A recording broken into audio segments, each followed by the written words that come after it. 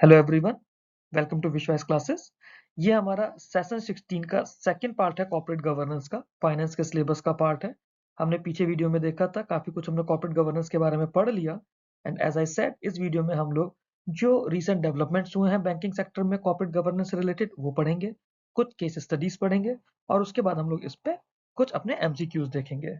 ठीक है, तो हम सबसे पहले शुरू करेंगे अपने जो रीसेंट रिफॉर्म्स और डेवलपमेंट्स हुए हमारे बैंकिंग में कॉर्पोरेट गवर्नेंस से रिलेटेड। ठीक है, तो अब इसके अंदर जैसे हमारे पास गवर्नेंस फेलियर्स भी थे पास्ट में, राइजिंग एनपीए लेवल्स थे, तो इस सब के साथ में हमने देखा कि ग्लोबल बेस्ट प्रैक्टिसेस के साथ हमें अलाइन करना है। तो उसके लिए हमारे पास जो भी रिफॉर्म्स आए उन्होंने फोकस करा अकाउंटेबिलिटी को इम्प्रूव करने के लिए, प्रोफेशनलिज्म पे, रिस्क ओवरसाइट पे और बैंक्स की सस्टेनेबिलिटी पे। तो सबसे पहला हम लोग लेकर आए स्ट्रेंथनिंग गवर्नेंस इन पब्लिक सेक्टर बैंक्स। ठीक है, गवर्नेंस रिफॉर्म्स है पब्लिक सेक्टर बैंक्स में, जिसकी वजह से उसमें अकाउंटेबिलिटी बढ़ी, बट उसके साथ साथ जो पब्लिक ओनरशिप थी उसको भी हमने रिटेन करके रखा। मेजर्स हम लोगों ने लिए कि कैसे we can reduce excessive government interference in day to day operations and enhance autonomy of the bank board, कि सरकार का उसमें इंटरफेरेंस कम हो जाए। हालांकि कहीं ना कहीं जवाबदेही सरकार की रहेगी रहेगी क्योंकि ओनरशिप उनकी है, बट जो डे टू डे ऑपरेशंस है उसमें सरकार का हस्तक्षेप ना हो, सरकार अपने हिसाब से बैंकों को ना चलाए, बल्कि बैंकों का जो बोर्ड है वो बैंकों को चलाए। फिर इसमें क्या हुआ, ग्रेटर एम्फेसिस हमने परफॉर्मेंस बेस्ड इवैल्यूएशन पे डाल दिया कि परफॉर्मेंस बेस्ड इवैल्यूएशन होने लगा मैनेजमेंट का, जिससे स्ट्रेंथन हुए इंटरनल कंट्रोल सिस्टम्स। फिर अलग अलग रेगुलेटरी इनिशिएटिव्स भी हुए, जिससे जैसे कि एक क्रेडिट अप्रेजल को हमने इम्प्रूव करा ना, जो क्रेडिट अप्रेजल स्टैंडर्ड्स थे उन्हें इम्प्रूव करा, स्ट्रेस के अर्ली डिटेक्शन करा स्ट्रेस टेस्टिंग के थ्रू। फिर ओवरऑल गवर्नेंस रिलेटेड जो एनपीएस थे वो भी हम लोगों ने रिमूव करे। तो इस तरह के रेगुलेटरी इनिशिएटिव्स भी हुए किसमें, पब्लिक सेक्टर बैंक्स के लिए। बैंक बोर्ड्स का प्रोफेशनलाइजेशन करा, है ना। रिसेंट रिफॉर्म्स ने क्या करा, जो मतलब ऐसे डायरेक्टर्स लेकर आए बैंकों के बोर्ड्स के लिए जो कि बैंकिंग में, फाइनेंस में, रिस्क मैनेजमेंट में, टेक्नोलॉजी में जो कि काफ़ी अच्छे से एक्सपर्टीज था जिन लोगों का। बोर्ड मेंबर्स के लिए फिट एंड प्रॉपर क्राइटेरिया बनाया गया, जिससे कि इंटीग्रिटी, कॉम्पिटेंस और इंडिपेंडेंस बढ़े। प्रोफेशनल बोर्ड्स बनाए गए because they are better equipped to challenge management decisions. ठीक है, oversee complex risk and provide strategic direction, तो इस चीज़ के लिए प्रोफेशनल बोर्ड बनाया गया। इससे क्या हुआ, जो पॉलिटिकली इन्फ्लुएंस डिसीजन मेकिंग थी वो शिफ्ट हुई और बोर्ड इफेक्टिवनेस बढ़ी। फिर रोल ऑफ टेक्नोलॉजी और गवर्नेंस आया, इसके अंदर आईटी और साइबर रिस्क का ओवरसाइट आया। अब जैसे जैसे बैंकिंग सर्विसेज का डिजिटलाइजेशन होने लगा, आईटी गवर्नेंस भी एक कोर कंपोनेंट बन गया कॉर्पोरेट गवर्नेंस का। बोर्ड्स को, है ना, they are now expected to oversee technology strategy, cyber security, data protection and operational resilience. क्योंकि आप देखिए कितने ज़्यादा इस तरह के साइबर सिक्योरिटी के फ्रॉड्स भी होते जा रहे हैं, तो बोर्ड इतना कॉम्पिटेंट हो कि अगर ऐसे भी उनको कुछ डिस्कशंस करना पड़े, कुछ इश्यूज आए, तो वो उसे हैंडल कर पाए। उसके लिए डेडिकेटेड आईटी स्ट्रेटजी कमिटीज बनाई गई, जिससे कि डिजिटल इनोवेशन जो भी हो रहा है वो बिजनेस ऑब्जेक्टिव्स के साथ रहे, बट साथ साथ साइबर रिस्क को भी मैनेज करे। Strong IT governance reduces operational losses, protects customer data and enhances trust in digital banking. ठीक है, यहाँ तक कोई डाउट हो तो आप उसका स्क्रीनशॉट लेके मेरे को टेलीग्राम कर सकते हैं। आगे चलते हैं। ईएसजी एंड सस्टेनेबिलिटी एक गवर्नेंस लेकर आए, environmental, social and governance considerations आई, है ना। They are increasingly integrated into banking governance frameworks. Bank जो थे वो एनवायरमेंटल और सोशल रिस्क असेसमेंट के अंदर आने लग गए, लैंडिंग के अंदर देखने लग गए, इन्वेस्टमेंट डिसीजंस में देखने लग गए। इसके लिए हम लोग एक लेकर आए थे ग्रीन फंड, है ना, सोवरेन ग्रीन फंड एक लेकर आए थे कि जो एनवायरमेंटली सस्टेनेबल प्रोजेक्ट्स के लिए होता है। Governance structures now emphasize responsible banking, climate risk management, sustainable finance. Strong ESG governance होगी तो लॉन्ग टर्म रिस्क मैनेजमेंट भी उसमें इंप्रूव होगा, रेपुटेशन अच्छी रहेगी और बैंक को ग्लोबल सस्टेनेबिलिटी गोल्स के साथ भी अलाइन कर पाएगा। ओके, तो जो हमारे रिसेंट गवर्नेंस रिफॉर्म हुए इंडियन बैंकिंग के, दे हाईलाइटेड अ शिफ्ट फ्रॉम, तो जो हमारे रिसेंट रिफॉर्म्स हुए हैं इंडियन बैंकिंग के, उन्होंने क्या करा, उन्होंने कंप्लायंस ड्रिवन गवर्नेंस से हटके रिस्क और सस्टेनेबिलिटी ओरिएंटेड गवर्नेंस करी है। ठीक है, पीएसबी हमारे स्ट्रेंथन हुए हैं, प्रोफेशनलाइज बोर्ड हुए हैं, आईटी ओवरसाइट बढ़ा है, ईएसजी प्रिंसिपल्स को इंटीग्रेट करा है, और एट द एंड रिजल्ट क्या निकलेगा, रिजल्ट निकलेगा रेजिलियंट और ट्रस्टवर्दी बैंकिंग सिस्टम। ठीक है, आगे चलते हैं। अब कुछ केस स्टडीज देखते हैं। जैसे सबसे पहले हम देखते हैं पंजाब नेशनल बैंक, जो कि नीरव मोदी का फ्रॉड हुआ था 2018 वाला। ठीक है। अब पीएनबी जो था इंडिया का लार्जेस्ट पब्लिक सेक्टर बैंक था उस समय, मतलब one of the India's largest PSB, ठीक है। मैसिव फ्रॉड हुआ था involving unauthorized issuance of letter of undertaking, ठीक है, उन एंटिटीज को जो कि नीरव मोदी और मेहुल चोकसी से लिंक थी, ठीक है। इसमें कॉर्पोरेट गवर्नेंस फेलियर क्या थे कि इसमें इंटरनल कंट्रोल और ऑपरेशनल रिस्क मैनेजमेंट का फेलियर हुआ था। जो सीबीएस था, सीबीएस सिस्टम को बाईपास किया, मतलब कि वीक आईटी गवर्नेंस हुए। Audit mechanism in repeated violations को डिटेक्ट करने में फेल हो गए। बोर्ड ओवरसाइट वीक था, इनएडुकेट स्क्रूटनी हुई कंटीजेंट लायबिलिटीज की। तो ये इश्यूज थे, या फिर ये हमारे लेसन्स मिले इस पर्टिकुलर फ्रॉड से। क्या क्या? इंटरनल कंट्रोल सिस्टम का फेलियर हुआ, ऑपरेशनल रिस्क मैनेजमेंट का फेलियर हुआ, मतलब यहाँ पे हमें चेक्स एंड बैलेंसेस की ज़रूरत है। सीबीएस सिस्टम को बाईपास करा, मतलब वीक आईटी गवर्नेंस थी, तो आईटी गवर्नेंस को भी हमें स्ट्रॉन्ग करना पड़ेगा। ऑडिट मैकेनिज्म इस तरह के रिपीटेड वायलेशंस को डिटेक्ट नहीं कर पाए, मतलब इंटरनल ऑडिट को और ज़्यादा चेक करना पड़ेगा, और ज़्यादा स्ट्रॉन्ग स्ट्रिंजेंट होना पड़ेगा। बोर्ड की ओवरसाइट वीक थी क्योंकि इनएडुकेट स्क्रूटनी हुई कंटीजेंट लायबिलिटीज़ की, तो बोर्ड को अपनी ओवरसाइट को स्ट्रॉन्ग करना पड़ेगा। ये केस स्टडीज़ मैं आपको बता दूं, किसी को डिफेम करने के लिए, किसी पर्सन के अगेंस्ट नहीं है। जो इंटरनेट पर डेटा अवेलेबल है उसके थ्रू मैंने ये बनाया है, और ये सिर्फ और सिर्फ एजुकेशनल पर्पसेस के लिए है। आगे चलते हैं। रेगुलेटरी सुपरवाइजरी रिस्पॉन्स क्या रहा? आरबीआई ने स्विफ्ट और सीबीएस इंटीग्रेशन के नॉर्म्स को टाइट कर दिया। जो पब्लिक सेक्टर बैंक्स थे उन्हें डायरेक्ट किया गया कि अपना इंटरनल ऑडिट और कंप्लायंस फ्रेमवर्क्स को आपको स्ट्रेंथन करना है। गवर्नेंस लेसन क्या मिले हमें?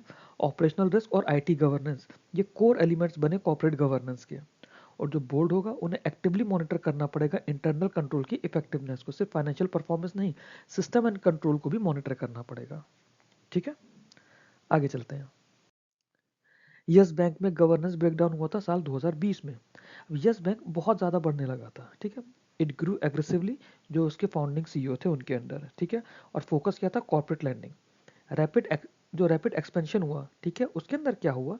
जो उनकी डिटोरिएटिंग एसेट क्वालिटी वो मास्क होती चली गई, जब तक कि बैंक क्राइसिस पॉइंट पर नहीं पहुंच गया। इसमें कॉर्पोरेट गवर्नेंस के फेलियर क्या रहे? सीईओ के पास में एक्सेस कंसंट्रेशन ऑफ पावर थी, और वीक बोर्ड इंडिपेंडेंस थी। जो हमने पीछे बात की थी ना कि बोर्ड में एग्जीक्यूटिव के साथ साथ नॉन एग्जीक्यूटिव भी होने चाहिए, हमने उसमें रेशियो बढ़ाया कि मिनिमम 50% बाहर के होने चाहिए, कंसंट्रेशन ऑफ पावर नहीं होना चाहिए। यस बैंक के टाइम पर ऐसा नहीं था, उसमें एक्सेसिव कंसंट्रेशन ऑफ पावर थी सीईओ के पास में। क्रेडिट अप्रेजल पुअर होते थे, हाई एक्सपोजर हुआ टू स्ट्रेस्ड कॉर्पोरेट ग्रुप्स। फिर उसकी वजह से क्या हुआ? एनपीए का रिकॉग्निशन लेट हुआ, वीक रिस्क गवर्नेंस आई। बोर्ड ने क्या करा? Board failed to challenge management decisions effectively. Board management के डिसीजंस को चैलेंज नहीं कर पाया सही तरीके से। क्यों? क्योंकि जब आप ही के लोग हैं तो आपके लोग आपसे सवाल नहीं करेंगे ना। तो इसलिए इंडिपेंडेंस हम लोगों ने बढ़ाई कि इंडिपेंडेंट डायरेक्टर्स आने चाहिए, नॉन एग्जीक्यूटिव डायरेक्टर्स आने चाहिए, ठीक है। रेगुलेटरी सुपरवाइजरी रेस्पॉन्स क्या रहा? आरबीआई ने बोर्ड सुपरसीड कर दिया और impose a reconstruction scheme. Governance reforms बनाए और वो प्राइवेट बैंक्स में मैंडेटरी कर दिए गए। गवर्नेंस लेसन क्या रहे? ओनरशिप, कंट्रोल और ओवरसाइट, इनका सेपरेशन जरूरी है। जो ओनर है कंट्रोल उसके हाथ में नहीं होना चाहिए, क्योंकि अगर होगा तो जैसे यस बैंक में हुआ वैसे हो जाएगा। Growth without governance discipline threatens financial stability, ये भी एक लेसन है कि गवर्नेंस डिसिप्लिन भी कितना ज़्यादा ज़रूरी है, ठीक है। नेक्स्ट चलते हैं। आईएल एंड एफएस का शैडो बैंकिंग गवर्नेंस क्राइसिस था साल 2018 का। आईएल एंड एफएस जो थी एक सिस्टमिकली इंपॉर्टेंट एनबीएफसी थी, ठीक है, इंफ्रास्ट्रक्चर फाइनेंसिंग का काम करती थी। It defaulted on obligations triggering a liquidity crisis in the NBFC sector. तो पूरे एनबीएफसी सेक्टर को इसने इम्पैक्ट करा था। कॉर्पोरेट गवर्नेंस फेलियर्स क्या थे? वीक बोर्ड ओवरसाइट थी, despite rising leverage and liquidity stress, उसके बाद भी बोर्ड का ओवरसाइट काफ़ी ज़्यादा कमजोर था, ठीक है। ग्रुप लेवल पे रिस्क मैनेजमेंट बहुत बुरा था। ओपेक कॉर्पोरेट स्ट्रक्चर था, मतलब ट्रांसपेरेंसी नहीं थी। डिलेड और इनएडुकेट डिस्क्लोजर्स आते थे फाइनेंशियल स्ट्रेस के, और डायरेक्टर्स और प्रोमोटर्स के बीच में कॉन्फ्लिक्ट ऑफ इंटरेस्ट था, ठीक है। तो जो हमने रिलेटेड पार्टी ट्रांजैक्शंस की बात करी थी, मे भी कुछ उस तरह का हो। एक आया था PMC bank, Punjab and Maharashtra cooperative bank, ये फेलियर आया था साल 2019 में, ठीक है। पीएमसी एक बहुत बड़ा अर्बन कोऑपरेटिव बैंक था, बट उसमें क्या था, एक सिंगल रियल एस्टेट ग्रुप के पास इतना ज़्यादा एक्सपोजर था कि उसकी वजह से ग्रुप कोलैप्स कर गया, ठीक है। और वो जो एक्सपोजर था वो रेगुलेटर्स और डिपॉजिटर्स को पता ही नहीं था। इसमें कॉर्पोरेट गवर्नेंस फेलियर्स क्या थे? जो कंसंट्रेशन रिस्क था वो फॉल्सिफाइड अकाउंट्स के थ्रू हिडन किया हुआ था। बैंक ऑफिशियल्स और बोरोवर्स के बीच में कोल्यूजन था। Weak audit, disclosures, regulatory reporting, ना तो रेगुलेटरी रिपोर्टिंग ढंग से की गई, डिस्क्लोजर्स प्रॉपर नहीं थे, ऑडिट भी वीक रहा। स्ट्रक्चरल गवर्नेंस वीकनेस आई कोऑपरेटिव बैंक्स में, मतलब वो है ही, इसकी वजह से वो और ज़्यादा हाईलाइट हुई। तो ये इश्यूज हुए पीएमसी बैंक के फेलियर्स के। इनको एक एक आर्टिकल अगर आप इसके कोई भी नेट पे आप पढ़ लें तो आपके लिए बेटर हो जाएगा। बाकी जब मैं डिस्क्रिप्टिव आपको इनके दूंगा, डिस्क्रिप्टिव क्वेश्चंस में हम लोग इन सबको डिटेल में करेंगे। अब कुछ क्वेश्चंस देखते हैं। Which of the following statement correctly explains why corporate governance is more critical in banks than in corporates? Banks operate with high financial leverage, बिल्कुल सही बात है। Depositors have limited ability to monitor bank risk taking, ये भी बिल्कुल सही बात है। Failure of banks can create systemic risk, ये भी बिल्कुल सही बात है। Banks primarily use their own capital for lending, नहीं, ये गलत है। Banks are lightly regulated compare to corporates, ये भी गलत है। तो ए, बी और सी ये तीन स्टेटमेंट सही हैं। बात करें correct answer are A, B and. Next question है, which of the following are core principles of corporate governance in banking? ठीक है, ट्रांसपेरेंसी इन फाइनेंशियल डिस्क्लोजर, बिल्कुल है, फाइनेंशियल डिस्क्लोजर हमने देखे ट्रांसपेरेंट होने चाहिए। Accountability of board and management, ये भी हमने पढ़ा, बिल्कुल सही होना चाहिए। Maximization of short term profit, fair and equitable treatment of stake holders, integrity और एथिकल कंडक्ट। तो इंटीग्रिटी एथिकल कंडक्ट होना चाहिए, शॉर्ट टर्म प्रॉफिट्स के चक्कर में नहीं पड़ना चाहिए, स्टेक होल्डर्स का केस यहाँ पे फेयर एंड इक्विटेबल ट्रीटमेंट होना चाहिए। तो इसका करेक्ट आंसर क्या आ जाएगा? ए, बी, डी और ई। ठीक है, हमने सी इसमें से हटा दिया, ए, बी, डी और ई को हमने सही मान लिया, क्योंकि शॉर्ट टर्म प्रॉफिट हमारा नहीं होता है बैंकिंग के अंदर। अगला सवाल देखते हैं। Which statements highlight difference between governance in banks and non-financial corporates? ठीक है, कौन सी स्टेटमेंट ये डिफरेंस बता रही हैं? Banks have a wider stakeholder base including depositors and regulators, बिल्कुल सही बात है। Governance failure in bank has economy-wide consequences, बिल्कुल सही बात है। Bank face higher leverage and risk exposure, ये भी बिल्कुल सही बात है। Corporate governance norms are stricter for non-financial firms, ये गलत है। Banks are exempt from supervisory oversight, ये भी गलत है। मतलब स्टेटमेंट ए, बी और सी ये तीन स्टेटमेंट सही हैं बिल्कुल। Correct answer are A, B and C. Which of the following are key responsibilities of the board of directors in banks? ठीक है, बोर्ड ऑफ डायरेक्टर्स की रेस्पॉन्सिबिलिटीज हम देखते हैं क्या क्या है। Setting strategic objective and risk appetite, ये हमने पढ़ा था, बिल्कुल सही चीज़ है। Day to day operational management, अब बताइए day to day operational management में क्या बोर्ड ऑफ डायरेक्टर्स आएंगे बैंक के? बिल्कुल नहीं आएंगे। डे टू डे के अंदर अगर वो आने लग जाएंगे तो कॉर्पोरेट गवर्नेंस की दिक्कत ही वहीं से शुरू हुई थी। भाई जैसे आपको लोन देना है, लोन आपका डे टू डे काम है, अगर डायरेक्टर्स उसमें आ जाएंगे तो वो अपने लोगों को लोन दिलवाएंगे, तो ये नहीं होना चाहिए। ओवरसाइट ऑफ सीनियर मैनेजमेंट बिल्कुल होना चाहिए। Ensuring ethical culture and compliance बिल्कुल होना चाहिए। Approval of risk management framework बिल्कुल होना चाहिए। तो बी के अलावा बाकी चारों ऑप्शन इसके सही हैं। करेक्ट आंसर है ए, सी, डी एंड ई। ठीक है, आगे चलते हैं। Which statements correctly describe the role of RBI in corporate governance? ठीक है, आरबीआई के रूल्स में बात करते हैं। RBI prescribes governance and board composition norms, बिल्कुल सही है, आरबीआई ने दिए थे। RBI conducts on site and off site supervision, बिल्कुल सही है, हमने पढ़ा भी है कि कैसे आरबीआई बैंकों का इंस्पेक्शन करता है। बैंक्स एक पर्टिकुलर टाइम पे पीरियोडिक वे में रिटर्न सबमिट करते हैं, फाइनेंशियल डेटा देते हैं। RBI appoints all directors of private sector bank, तो क्या आरबीआई ऑल डायरेक्टर करता है? आरबीआई ऑल डायरेक्टर करता है क्या? नहीं, आरबीआई ऑल डायरेक्टर नहीं कर सकता है। RBI intervenes through framework like PCA, बिल्कुल सही है, पीसीए हमने पढ़ा है कि आरबीआई पीसीए लगाता है बैंकों पे। RBI role is limited only to monetary policy, नहीं, मॉनेटरी पॉलिसी के अलावा भी तो आरबीआई के बहुत सारे रोल्स हैं, and regulator is being one of them. तो option sorry statement A, B and D ये तीन स्टेटमेंट सही हैं इस केस में। Correct answer are statements A, B and D. 6 number का क्वेश्चन देखते हैं। क्वेश्चन क्या बोल रहा है? Explain which of the following statement explain agency problem in banking? ठीक है, बैंक में एजेंसी प्रॉब्लम की हम लोग बात कर रहे हैं, क्या है? Managers may pursue personal incentives over long term stability, सही है, एजेंसी प्रॉब्लम है। ठीक है, आप देखिए कई बार बैंक्स में जो बैंक के एसोसिएशन के ग्रुप्स हैं फेसबुक पर, टेलीग्राम पर, या जो इंस्टाग्राम पे बैंक के एसोसिएशन के लोग बताते हैं, यूट्यूब पर बताते हैं, वही बताते हैं कि बैंक के जो सीनियर मैनेजर्स हैं वो बहुत ज़्यादा फोकस करते हैं इंश्योरेंस सेलिंग पर एक तरह से। क्यों? क्योंकि उसमें उनके कुछ बेनिफिट्स होते हैं, उन्हें पर्क्स मिलते हैं। कितना सही है कितना सही नहीं है, आप में से जो लोग बैंक में हैं वो अच्छे से जानते हैं, मैं इस बात पर कमेंट नहीं करूँगा। हर एंटिटी का अपना एक बिजनेस मॉडल होता है। तो बट ये चीज़ manager may pursue personal incentives over long term stability बिल्कुल सही है। Depositors bear risk but have limited control over management, ये चीज़ भी बिल्कुल सही है। High leverage amplifies impact of managerial failures, ये चीज़ भी सही है। Agency problem do not exist in public sector banks, ये तो गलत है क्योंकि एजेंसी प्रॉब्लम तो है ही है बैंक्स में। Weak governance versus agency conflicts, ये भी बिल्कुल सही है। दैट मीन्स स्टेटमेंट डी के अलावा बाकी चारों स्टेटमेंट्स बिल्कुल सही है। Correct answer is of statements A B C and E. Which statements are correct regarding moral hazards and too big to fail problem? ठीक है, moral hazard और too big to fail problem हम लोगों ने देखी थी, उसके बारे में भी यहाँ पे बात कर रहे हैं। बैंक्स में take excessive risk expecting government bail out, too big to fail में यही चीज़ थी कि बैंकों को लगेगा कि हमें तो गवर्नमेंट या फिर रेगुलेटर बेल आउट कर देगा, हम ज़्यादा रिस्क ले सकते हैं, तो ये स्टेटमेंट बिल्कुल सही है। Too big to fail weakens market discipline, ये चीज़ भी बिल्कुल सही, क्योंकि मार्केट का डिसिप्लिन ही पूरा बिगड़ जाएगा अगर वो एक्सेस रिस्क लेने लग जाएंगे। Moral hazard reduces need for strong governance, ये तो कॉन्ट्रोडिक्टरी हो गई, अगर मॉरल हैजार्ड्स है तो स्ट्रॉन्ग गवर्नेंस हमें और ज़्यादा चाहिए। Systemically important bank require stricter oversight, बिल्कुल सही चीज़, क्योंकि अगर वो सिस्टमिकली इंपॉर्टेंट है तो उसमें टू बिग टू फेल और मॉरल हैजार्ड जैसी प्रॉब्लम रहेंगी, तो उसे स्ट्रिक्टर ओवरसाइट चाहिए चाहिए। Moral hazard is irrelevant in banking, ये स्टेटमेंट भी गलत है। That means A B and D तीन स्टेटमेंट्स हैं जो इसमें सही है। Correct answers statement A B and D. Which of the followings are element of sound risk governance in banks, ठीक है, बैंक्स के लिए साउंड रिस्क गवर्नेंस की हम लोग बात कर रहे हैं। क्या क्या है? Board oversight of credit market and operational risk, ये हम लोगों ने पढ़ा था, बोर्ड की ओवरसाइट इसमें जरूरी है, तो स्टेटमेंट सही हो जाएगा। Enterprise risk management approach, ERM approach, ये भी हमने पढ़ी थी, फर्स्ट पार्ट में पढ़ी थी, ये भी सही है। Independence of chief risk officer, ये भी हम लोगों ने पढ़ा था, किस किस को, सीआरओ को और सीसीओ दोनों को इंडिपेंडेंटली काम करना चाहिए, और एचआईए मैंने आपको बताया था हेड ऑफ इंटरनल ऑडिट, इन्हें भी इंडिपेंडेंटली काम करना चाहिए, तो स्टेटमेंट सी हमारा सही है।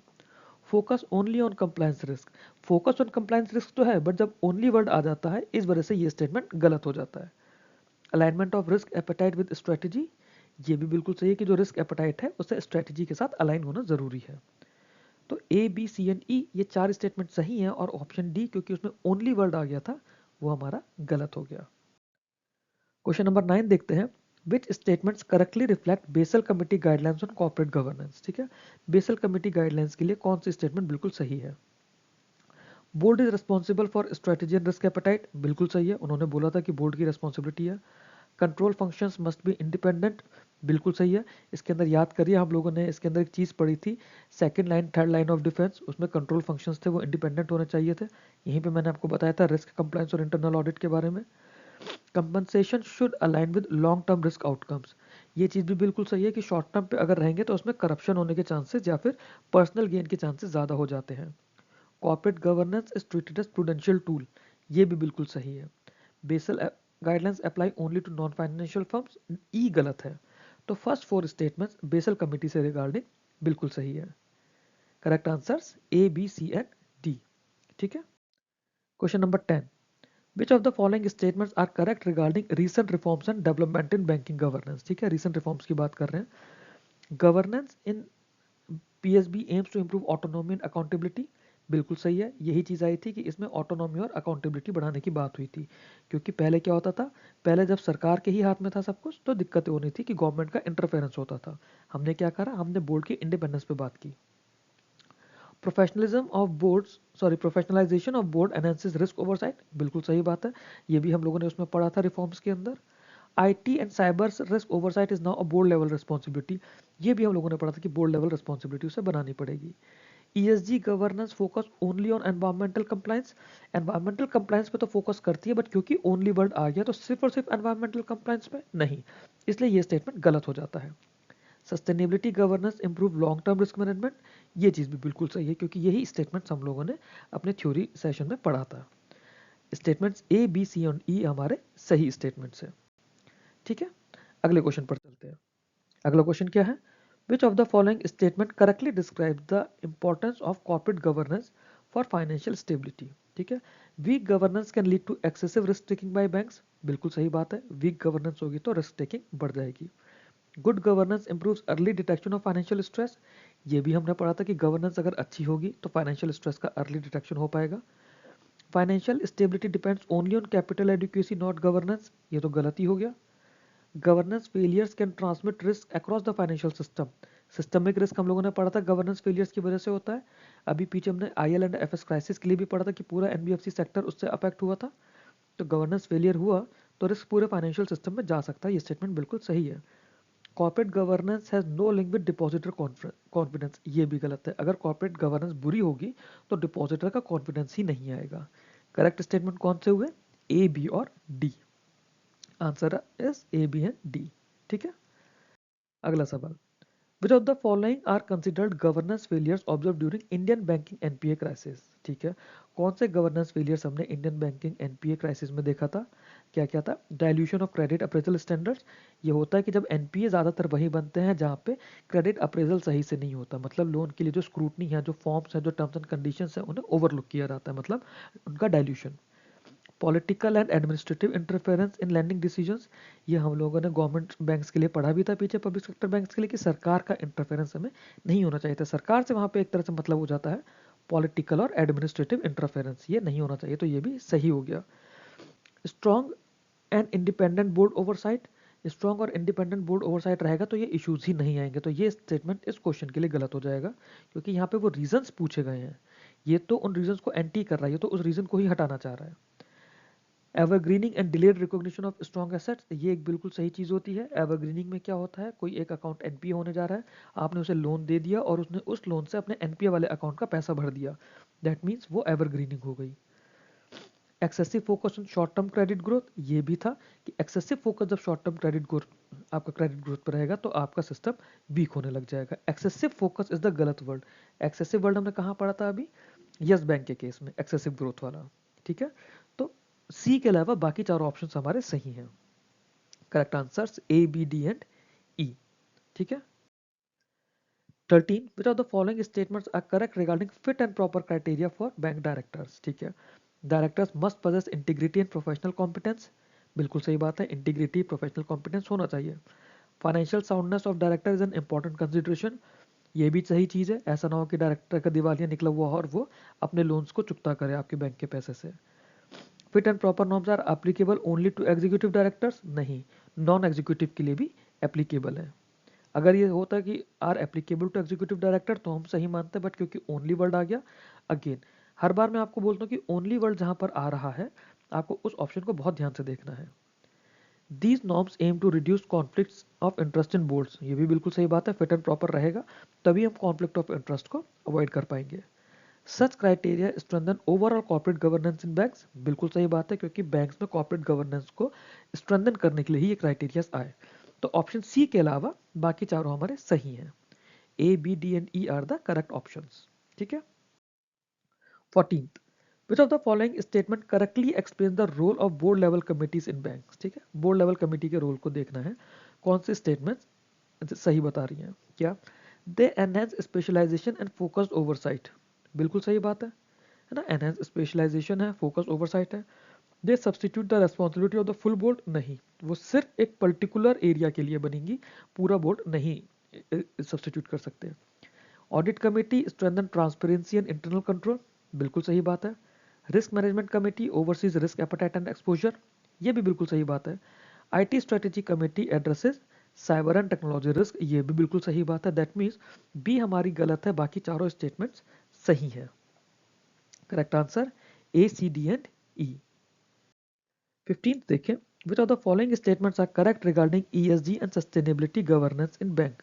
ठीक है, अब ESG की हम लोग बात कर रहे हैं। ESG governance integrates environmental and social risk into lending decision, यही इसका फोकस आया था, तो बिल्कुल सही स्टेटमेंट है। Sustainability governance support long term financial stability, statement बिल्कुल सही है, पीछे एक और क्वेश्चन में हमने इस स्टेटमेंट को देखा था। ESG considerations are limited only to regulatory compliance, again only word आ गया। अब आप देखो रेगुलेटरी कंप्लायंस पर लिमिटेड है बट सिर्फ रेगुलेटरी कंप्लायंस पर है नहीं, इसलिए ये चीज गलत हो गई। गवर्नेंस इज अ की pillar of ESG in banks, ये तो बिल्कुल सही बात है, ESG की फुल फॉर्म में ही गवर्नेंस आ जाता है। ESG practice improve reputation and investor confidence, ये भी बिल्कुल सही चीज है। तो हमारे पास सी के अलावा बाकी चारों स्टेटमेंट्स बिल्कुल सही है। ठीक है। पार्ट था कॉर्पोरेट गवर्नेंस का। ये पार्ट हम लोगों ने यहाँ पे फिनिश कर लिया है कुछ बेसिक एमसीक्यूज के साथ। कॉर्पोरेट गवर्नेंस पे एटलीस्ट 5 अलग अलग आपके लिए मैं डिस्क्रिप्टिव आंसर्स लेकर आऊँगा जो मैंने शेयर करा है। उसके अलावा उन डिस्क्रिप्टिव आंसर्स को हम लोग स्टेप बाय स्टेप समझेंगे, क्योंकि आपके एग्जाम के लिए डिस्क्रिप्टिव के लिए ये टॉपिक बहुत ज़्यादा इंपॉर्टेंट है। ये मैनेजमेंट में भी आ सकता है, फाइनेंस में भी आ सकता है। यहाँ पे मैंने सिर्फ आपको इतना पढ़ाया है कि आपको उन डिस्क्रिप्टिव आंसर्स के लिए एक बेसिक अंडरस्टैंडिंग मिल जाए कॉर्पोरेट गवर्नेंस की। ठीक है, तो नेक्स्ट वीडियो में हम लोग फाइनेंस का अगला पार्ट करेंगे। Till then keep learning, keep watching. Friends, students, अगर आपको ये वीडियो अच्छा लगा हो, आपको मेरा पढ़ाने का तरीका अच्छा लग रहा हो, तो प्लीज़ मेरे वीडियो को आप लोग लाइक कीजिए, चैनल को सब्सक्राइब कीजिए। हो सकता है अगर आप लोगों के लिए पॉसिबल हो तो प्लीज़ मेरे को नए सब्सक्राइबर्स ऐड करने में हेल्प कीजिए। अपने फ्रेंड्स के साथ, अपने स्टडी ग्रुप्स में मेरे को शेयर कीजिए। मैं ये सर्विसेज बिल्कुल फ्री ऑफ कॉस्ट करा रहा हूँ, एंड आई एश्योर यू इसके लिए कभी कोई चार्ज किसी से नहीं लिया जाएगा। जो भी रेवेन्यू होगा, लेट यूट्यूब पे मी फॉर दैट, जो भी आप लोग देखेंगे उसके through. Thank you very much.